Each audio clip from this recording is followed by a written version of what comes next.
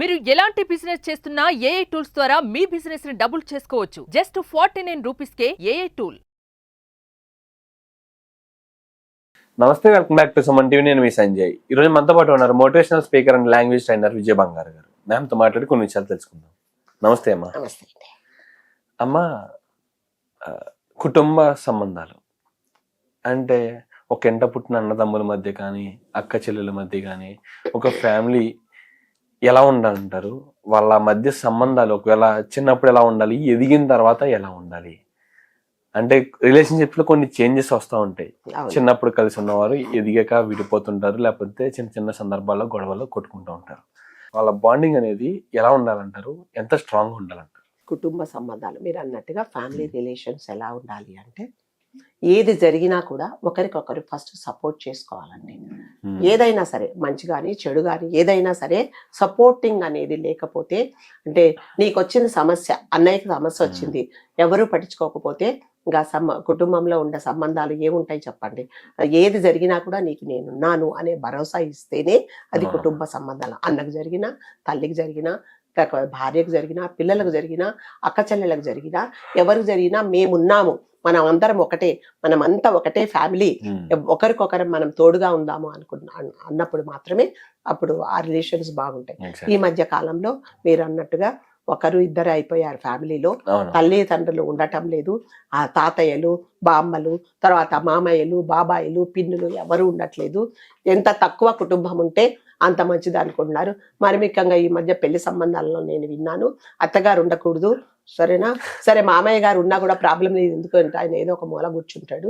తర్వాత ఆడపడుచులు అస్సలు ఉండకూడదు, ఇంకా హస్బెండ్ ఒక్కటే ఉండాలి. అంటే హస్బెండ్ ఒక్కటే ఉండాలంటే ఆయన పైనుంచి కింద పడాలి అంతే కదా. ఇప్పుడు ఏంటంటే ఫ్యామిలీలో ఒట్టే హస్బెండే ఉండాలి, మాకు ఆడపడుచు ఉండకూడదు, అత్తగారు ఉండకూడదు, మామయ్య గారు అసలు ఉండకూడదు, మరుదులు ఉండకూడదు, ఎవరు ఉండకూడదు అనే కాన్సెప్ట్తో ఇప్పుడు పెళ్లి సంబంధాలు వెతుక్కుంటున్నారు. అది ఎంతవరకు కరెక్ట్ అనేది వాళ్ళే తెలుసుకోవాలి. ఒక కుటుంబం అంటే నిజంగానే అమ్మ, నాన్న, తాతయ్య, బామ్మ, అమ్మలు, తర్వాత అమ్మమ్మలు, పిన్నులు, బాబాయిలు, మామయ్యలు, ఇలా ఉంటే దీన్నే ఒక కుటుంబం అని అంటారు. ఏ చిన్న కష్టం వచ్చినా నీకు నేనున్నాను అనేది ఉంటుంది. పిల్లవాడు ఒకవేళ ఏదైనా గోల చేస్తుంటే తల్లి కోపడ్డా కూడా అమ్మమ్మ దగ్గర తీసుకొని, నీ చిన్నప్పుడు నువ్వు ఇంతకంటే అల్లరి చేసావు అని వాళ్ళు మారాం చేసుకుంటారు, దగ్గర తీసుకుంటారు. అదంటే ఏంటంటే కుటుంబంలో ఒకరికొకరు కలిసి ఉన్నప్పుడే. ఇప్పుడు అలాంటి వ్యవస్థే లేదండి, ఎవరికి వాళ్ళే ఉంటున్నారు. కనీసం పిల్లలు తల్లిదండ్రులకు ఏదన్నా వాళ్ళ బాధ చెప్పుకోవాలంటే కూడా వాళ్ళు టైం ఇవ్వలేని పరిస్థితి. ఎందుకంటే నిజంగానే ఇప్పుడున్నే పరిస్థితులకు అనుగుణంగా తప్పకుండా తల్లిదండ్రులు తప్పకుండా ఉద్యోగాలు చేయాల్సిన పరిస్థితి వచ్చింది. పిల్లలతో మాట్లాడుకోవడానికి కానీ, తల్లిదండ్రులతో మాట్లాడుకోవడానికి కానీ, కనీసము భార్యాభర్తలు ఒకరికొకరు ఒక 1 hour స్పేర్ చేయడానికి కానీ టైం ఉండటం లేదు. ఇదంతా ఏంటంటే చాలా మటుకు ఏం చేస్తున్నారంటే ఆఫీస్కి వెళ్తున్నారు, ఆఫీస్కి వెళ్ళి అక్కడ పని చేసి మళ్ళీ ఆ పని తీసుకొచ్చి ఇంట్లో చేస్తున్నారు, ఇంట్లో చీకాకులు తీసుకెళ్ళి ఆఫీస్లో వదులుతున్నారు. సో ఏంటంటే ఒకసారి మీరు ఆఫీస్ వదిలేసిన తర్వాత చెప్పులు వదిలేసి ఇంట్లోకి ఎలా వెళ్తారో అలా ఆఫీస్ పనులన్నీ అస్సలు మీరు గుర్తుపెట్టుకోకూడదు. అప్పుడు మాత్రమే మీరు ఫ్యామిలీతో హ్యాపీగా గడపగలుగుతారు.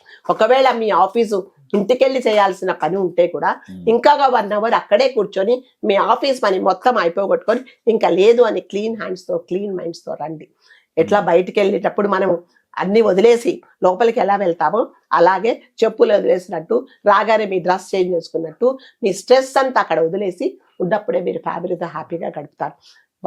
పొద్దునంత ఆఫీసులో పనిచేసి మళ్ళీ సాయంకాలం వచ్చేసి మీ రూమ్లో మీ ల్యాప్టాప్ ముందు కూర్చుంటే మరి ఫ్యామిలీతో మీరు ఎప్పుడు కలుపుతారు?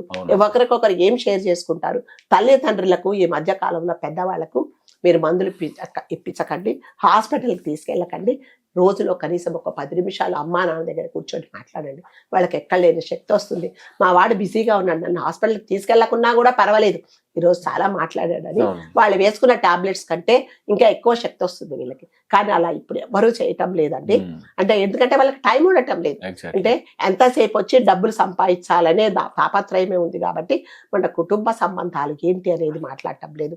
ఒకవేళ ఏదన్నా ఒక మంచి సందర్భం జరిగింది అనుకోండి, ఒక మంచి శుభకార్యం జరిగిందండి, కాకపోతే పిల్లల్ని తీసుకెళ్ళట్లేదు. ఏంటంటే ఎందుకు రావట్లేదు అంటే మా పిల్లలకి ఎగ్జామ్స్ ఉన్నాయి, లేకపోతే వాడి ఫ్రెండ్స్తో వాడు ఉంటున్నాడు అంటున్నారు. కానీ మరి కుటుంబంలో అమ్మ, తర్వాత తాతయ్య, అత్తయ్య, బామయ్య, పిన్ని అనే సంబంధాలు పిల్లలకి ఎలా తెలుస్తాయి చెప్పండి?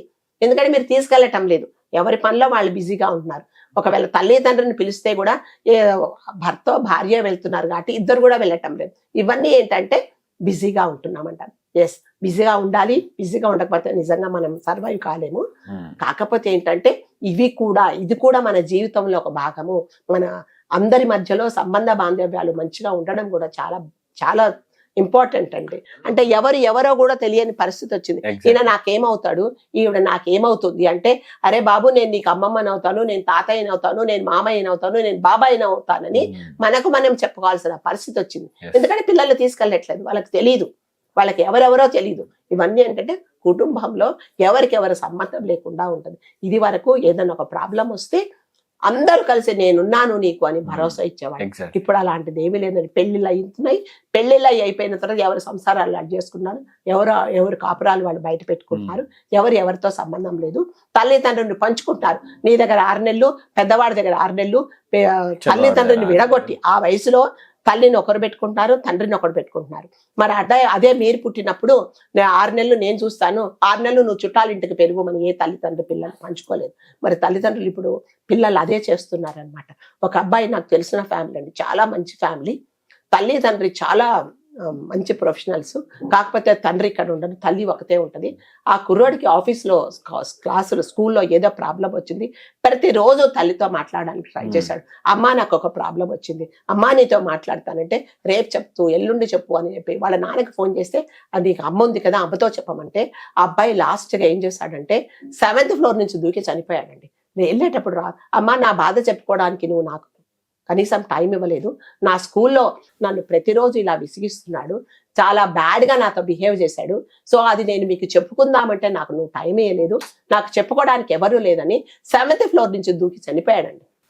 ఇవన్నీ ఏంటండి అంటే కనీసం మన పుట్టిన పిల్లలకు కూడా మనం మాట్లాడడానికి టైం ఇవ్వటం లేదు. కాబట్టి టైం ఇవ్వనప్పుడు ఏం చేస్తారంటే పిల్లలు బయట ఎవరైతే పిల్లలతో మంచిగా మాట్లాడతారో వాళ్ళ వైపు అట్రాక్ట్ అవుతారు. సో జరగాల్సినవన్నీ జరిగిపోతాయి.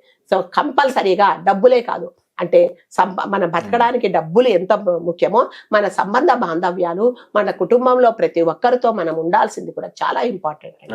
డబ్బులకు ఎంత ఇంపార్టెన్స్ ఇస్తున్నామో అంతకంటే ఎక్కువ తల్లి తండ్రికి అన్నదమ్ములకు అందరికీ మనము అంటే ఇంపార్టెన్స్ ఇస్తేనే ఈ కుటుంబ వ్యవస్థ అనేది ఉంటుంది. కాబట్టి కనీసము ఒక పద్ధతి పెట్టుకోండి. ప్రతిరోజు డైనింగ్ టేబుల్ దగ్గర మనం కలుసుకుంటాము, ప్రతిరోజు అందరం కలిసి భోజనం చేద్దాము. అట్లీస్ట్ అది వీలుగా ప్రతి సాటర్డే సండే అందరం కలిసి భోజనం చేద్దాం అన్నప్పుడు ఒకరికొకరు మాట్లాడుకుంటారు, ఒకరి అభిప్రాయాలు ఒకరు చెప్పుకుంటారు, ఏం జరిగిందో ఒకరికొకరు చెప్పుకుంటారు. ఒకరికొకరు మొహాలు నేను విన్నాను ఒక చోట, మీ అబ్బాయి ఏం చదువుతున్నాడో తెలియదండి, వాడి మొహం చూడక చాలా రోజులైంది, ఏం చదువుతున్నాడో తెలియదు అంటే చాలా గ్రేట్గా చెప్పుకుంటాడు. ఇంకొక తండ్రి అడుగుతాడు, మీకు ఎంతమంది అండి పిల్లలు? 3. ఎలా ఉన్నారు? ఒకటి లండన్లో ఉన్నాడు, ఇంకొకటి అమెరికాలో ఉన్నాడు, ఇంకొక చోట ఉన్నాడు. మరి మీరు ఎక్కడ ఉన్నారు అంటే నేను ఓల్డేజ్ హోమ్లో ఉన్నానని చెప్తాడు. అది వాళ్ళ పరిస్థితి. కాబట్టి అందరికీ మనం చెప్పేది ఏంటంటే డబ్బులు సంపాదించడంతో పాటు మీ కుటుంబంలో వాళ్ళతో కూడా కనీసం నెలకు ఒకసారి ఒక get together, family get together పెట్టుకోండి. అందరూ సంతోషంగా కూర్చొని మాట్లాడుకోండి. అప్పుడు మీకు ఎవరి పరిస్థితి ఏంటో, ఎవరికి ఏ కష్టాలు ఉన్నాయో, ఎవరికి ఏ సుఖాలు ఉన్నాయో మీరు పంచుకుంటారు. లేకపోతే మాత్రం ఎవరికి వాళ్ళే ఉండి అంటే లోన్లీగా ఫీల్ అయ్యి, డిప్రెషన్ ఫీల్ అయ్యి అనవసరంగా మనం సైకాలజిస్ట్ల చుట్టూ తిరగాల్సి వస్తుంది. Thank you.